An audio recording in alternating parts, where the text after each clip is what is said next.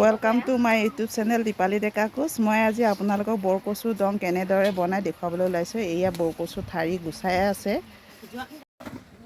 বৰকচু ঠাৰিখিনি এতিয়া ইয়া কেৰাহীত দি দিয়া হৈছে, বাকলি গুচাই হৈ গ'লগৈ। এতিয়া দি দিয়া হৈছে ইয়াত জলকীয়া, কেঁচা জলকীয়া খুন্দি দিছে আৰু চৌদা খাৰো দি দিয়া হৈছে। চৌদা খাৰ দিলে আপোনালোকে কল খাৰ দিবও পাৰে আৰু কিনি অনা চৌদা খাৰো দিব পাৰে। চৌদা খাৰটো দিলে মানে ধুনীয়াকৈ সিজি যায়। বৰকচুখিনি খাৰ দি দিয়াৰ লগে লগে উতলিছে। এতিয়া ইয়াত আমি জলকীয়া, ৰচুন, আদা এইবিলাক গুড়ি কৰি পিনে পিচি পিনে দি দিম। এয়া বৰকচু চব্জি প্ৰায় হৈছেগৈ আৰু পানীকণ শুকালে ক'লে আমি নমাই দিবলৈ পাৰিম। নমোৱাৰ পাছত আপোনালোকক নিশ্চয় দেখুৱাম।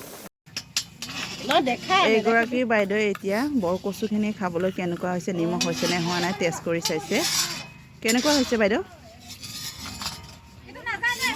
নিমখ আৰু অলপ লাগিব। নিমখ আৰু অকণমান লাগিব। এয়া বৰকচু পাচলি হৈ গ'লগৈ, তেনেই কম হৈ গ'লগৈ, জহি গৈছে।